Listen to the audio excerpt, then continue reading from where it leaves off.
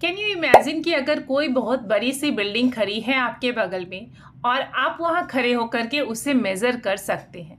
बस आपको पता होना चाहिए बिल्डिंग से कितनी डिस्टेंस पे आप खड़े हैं और वो बिल्डिंग के साथ आप कौन सा एंगल बना रहे हैं। और अब समझेंगे आज के इस चैप्टर में हम लोग कि क्या होता है ये एप्लीकेशन ऑफ ट्रिग्नोमेट्री, जिससे हाइट एंड डिस्टेंस, तो नाम ही है इसका हाइट एंड डिस्टेंस। मतलब क्या कि इफ अगर डिस्टेंस गिवन है तो आप हाइट फाइंड आउट कर सकते हो, और अगर हाइट गिवन है तो आप डिस्टेंस फाइंड आउट कर सकते हो। बस आपको पता होना चाहिए एंगल, और यहीं पे हम लोग यूज करते हैं ट्रिग्नोमेट्री। सम स्टार्ट करने से पहले ये जो फॉर्मूला गिवन है आपके पास, इसको आप स्क्रीनशॉट ले लीजिए, नोट कर लीजिए, क्योंकि सारे फॉर्मूला हम लोग यूज करने वाले हैं इस चैप्टर के क्वेश्चंस को सॉल्व करने में। और यहाँ हम लोग सीखेंगे 2-3 बातें ऐसी जो बहुत इंपॉर्टेंट है इस चैप्टर को स्टार्ट करने से पहले। पहला है ये आपका एंगल ऑफ एलिवेशन हो या डिप्रेशन हो, हमेशा ये याद रखेंगे कि ये हॉरिजॉन्टल लाइन के साथ ही फॉर्म होता है। ठीक है, सो हॉरिजॉन्टल लाइन के साथ अपवर्ड जा रहा है, मतलब क्या, एलिवेट हो रहा है, तो एंगल ऑफ एलिवेशन हुआ, है ना। और अगर आपका जो एंगल है वो हॉरिजॉन्टल लाइन के साथ नीचे की तरफ जा रहा है, मान लो आप छत पे खड़े हो और वहां से किसी चीज को देख रहे हो नीचे, तो वो हमारा एंगल ऑफ डिप्रेशन कहलाएगा। ये तो हो गया पहला। दूसरा क्या होता है कि हमेशा याद रखना है कि angle of elevation and angle of depression जो होता है वो इक्वल होता है।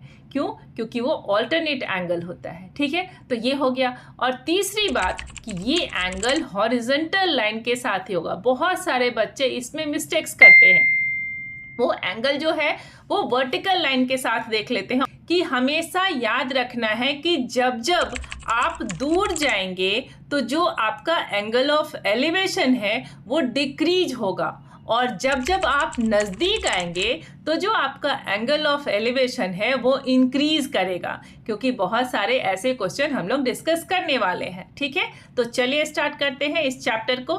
बस यहाँ पर फर्स्ट वाला क्वेश्चन है, वो है एक्सरसाइज 9.1 में कि a circus artist is climbing 20 metre long rope, और डायग्राम यहाँ पर गिवन है। तो डायग्राम जब गिवन होता है मतलब क्या है कि आपका आधा काम तो उन्होंने करके दे दिया है।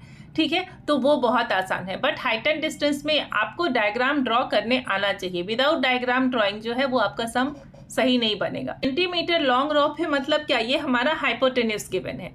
और हमेशा याद रखोगे कि क्वेश्चन को पहले 2 से 3 बार पढ़ लोगे, बहुत अच्छा ना है क्वेश्चन रीड करने पर, तब हाइट एंड डिस्टेंस आसानी से बना पाओगे। Find the height of the pole if the angle made by the rope with the ground level is 30 degree. तो एंगल गिवन है 30 डिग्री, AC गिवन है 20 मीटर, तो करना है आपको, फाइंड आउट करना है AB। ठीक है, अब यहाँ देखो ये एंगल हमारा कितना हो गया, ये हो गया 30 डिग्री, ये AC गिवन है 20 मीटर। ठीक है, और लिख लेते हैं आपका ये जो AB है वो फाइंड आउट करना है। तो AB क्या हो जाएगा, अपोजिट जो परपेंडिकुलर है हमारा। ठीक है, और यहाँ पे एंगल जो है 30 डिग्री है, तो BC हो गया हमारा क्या, बेस। अब अगर फाइंड आउट करना है परपेंडिकुलर या अपोजिट तो साइन थीटा लेंगे। ठीक है, और सब वैल्यू तो मैंने दे दिया है आपको। ठीक है, तो यहाँ पर हो गया AB अपॉन AC, और AC 20 है, साइन 30 डिग्री का क्या वैल्यू, 1/2। फटाफट उसमें मल्टीप्लाई कर लो, किसको, AC को, है ना। तो यहाँ पे हम लोग लिख लेंगे 20, है ना, AB इज इक्वल टू 20/2, तो इज इक्वल टू हो गया 10 मीटर। तो कितना आसानी से बन गया। नंबर 2 है, वो गिवन है tree breaks due to storm and broken part bends so that the top of the tree touches the ground, making an angle 30 degree with it. The distance between the foot of the tree and the point where the top touches the ground is 8 meter. Find the height of the tree. अब देखो यहाँ पर सबसे बड़ी गलती कहाँ पे करते हैं हम लोग कि find the height of the tree है, मतलब क्या कि ये जो AB खड़ा है, ठीक है, और उसके साथ जो AC ब्रोकन पार्ट है, तो दोनों को ऐड करना है। तो आपको यहाँ पर क्या क्या चाहिए, AB भी चाहिए और AC भी चाहिए, और BC कितना गिवन है, 8 मीटर। ठीक है, और एंगल गिवन है 30 डिग्री।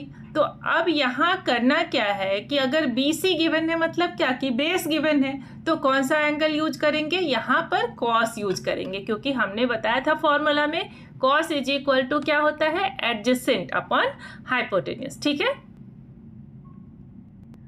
तो अब हम लोग यहाँ पर क्या ले सकते हैं, cos 30 degree is equal to हो जाएगा हमारा BC अपॉन AC। ठीक है, और AC इज इक्वल टू क्या लिख लेंगे यहाँ पर हम लोग, BC C है वो तो 8 गिवन है ना, तो AC इज इक्वल टू क्या हो जाएगा, BC इंटू कॉस 30 डिग्री, और कॉस 30 डिग्री क्या होता है, √3/2, तो इसको जस्ट रेसिप्रोकल करके लिख लेते हैं। ठीक है, तो 8 मल्टीप्लाइड बाय 2 अपॉन √3 है ना। अब ये हो जाएगा हमारा 16 अपॉन √3। सही है, चलिए अब ये मिल गया, लेकिन ये जो मिला हमारा वो क्या मिला, वो मिला बस AC। अब फाइंड आउट करेंगे हम लोग AB। अब AB को फाइंड आउट करने के लिए क्या लेंगे हम लोग, साइन का लेंगे वैल्यू। ठीक है, तो अब साइन के वैल्यू के लिए क्या लिख लेते हैं हम लोग यहाँ पर लिख लेते हैं AB upon C is equal to क्या, साइन 30 डिग्री है ना, और साइन 30 डिग्री का वैल्यू क्या, 1/2।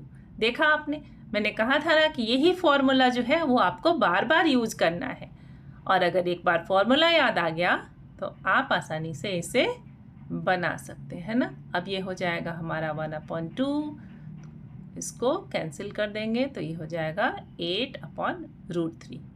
ठीक है, अब देखो AB आ गया 8/√3 और AC आ गया। हमेशा याद रखना है कि हाइपोटेन्यूस सबसे लॉन्गेस्ट साइड होता है।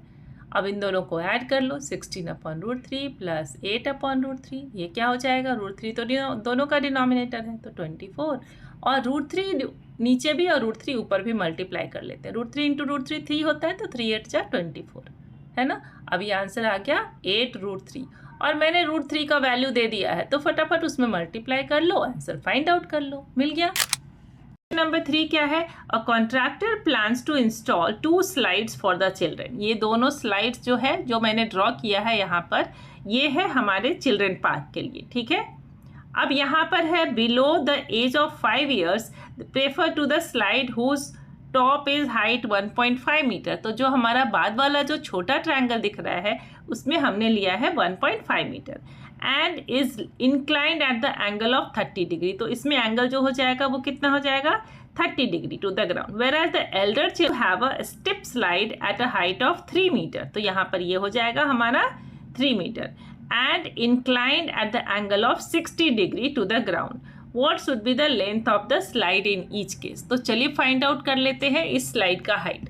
अब देखो यहाँ पर कि हमने 2 लिया है, आप फटाफट जल्दी से पॉज करो वीडियो को और मुझे बताओ कि इसका जो एंगल है वो किस में ज़्यादा किस में कम होगा, कमेंट में लिख करके ज़रूर बताना। ठीक है, चलो अभी देख लेते हैं हम लोग, ये 30 डिग्री हो गया। ठीक है, अब ये 30 डिग्री हो गया, तो लिख लेते हैं, और ये हो गया हमारा 60।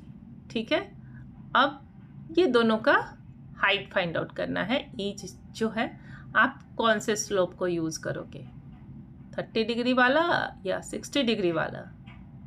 कुछ तो बच्चे होंगे, मैं आराम से 30 वाले पे ही जाता हूँ मैम, ताकि मज़ा भी आए। और जल्दी बताओ कि हाइट किसका ज़्यादा होगा, जो लेंथ है वो किसका ज़्यादा होगा। देखो AB अपॉन AC हो गया किस में, जो बड़े वाले पे है। ठीक है, और साइन लेंगे हम लोग 60 डिग्री, और साइन 60 डिग्री का वैल्यू क्या होता है, अभी तक याद हो गया कि नहीं। ठीक है, अब AB गिवन है 3, तो 3 और यहाँ पर डिवाइड कर दो ना साइन 60 डिग्री से।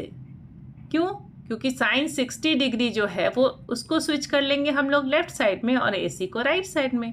तो 3 इंटू ये क्या हो जाएगा हमारा 2/√3 है ना, क्योंकि √3/2 था साइन 60 डिग्री का वैल्यू।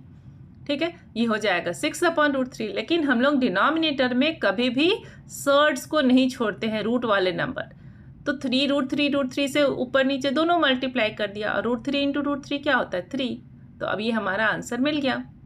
ठीक है, चलिए अब देखते हैं नेक्स्ट वाले को। ये हो जाएगा साइन 30 डिग्री। साइन 30 डिग्री क्या हो जाएगा, PQ/PR। जल्दी जल्दी फटाफट आंसर लिख लो। साइन 30 डिग्री हाफ, है ना। ये हो जाएगा 1.5 अपॉन PR, 2 से मल्टीप्लाई करो, 1.5 इंटू 2, तो ये हो जाएगा 3 मीटर। मिल गया ना आंसर। तो इस तरह से आपने देखा कि कैसे हम क्वेश्चंस को इजीली सॉल्व कर सकते हैं। नेक्स्ट वीडियो में मिलते हैं, इसी को कंटिन्यू करेंगे, 9.1 के नेक्स्ट क्वेश्चंस को देखेंगे इजी टिप्स के साथ। तो फॉलो करना मत भूलना और वीडियो को लाइक सब्सक्राइब जरूर से करना।